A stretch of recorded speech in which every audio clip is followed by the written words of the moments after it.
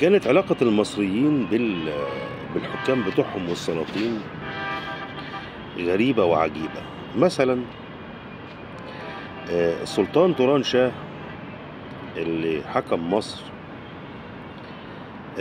سنة 1250 ميلادية، ده طبعا كان ابن الملك الصالح نجم الدين أيوب اللي مات سنة 1249 ميلادية. في بداية الأمر المصريين حبوا توران شاه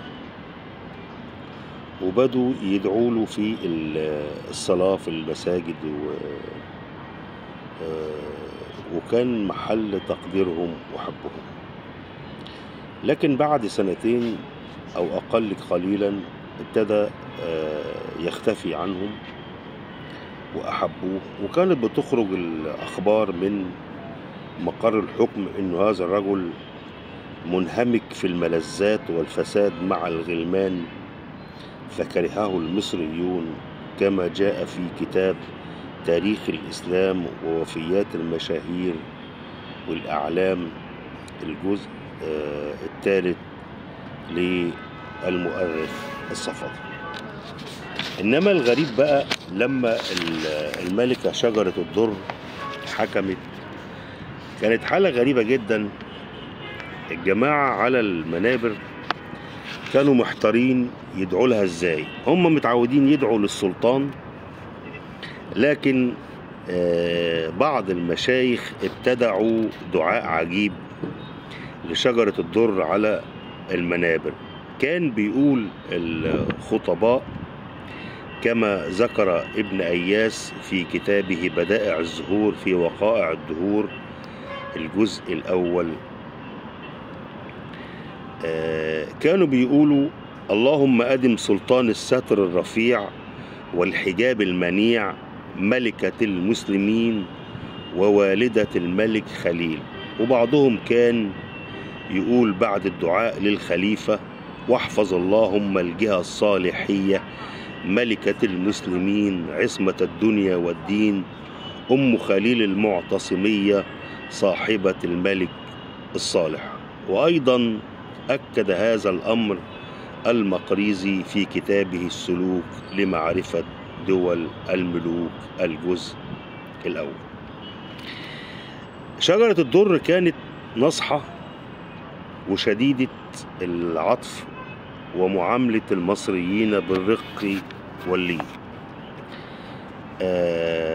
طبعا شجرة الدر قعدت على السلطنة بعد توران شاه مباشرة، وبايعها المصريون على كره، خصوصا أنها كانت أول امرأة تجلس على عرش السلطنة. لكن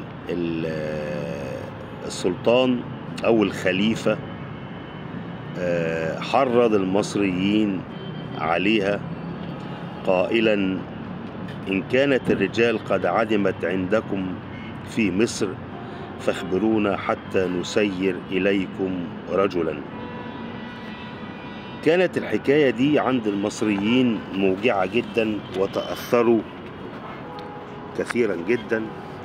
وقد عبر مولانا عز الدين بن عبد السلام سلطان العلماء ورفض ولاية شجرة الدر لأنها كانت شديدة الدهاء وشديدة القسوة، ومع ذلك حكمت مصر بالضبط 80 يوم وتنازلت عن السلطة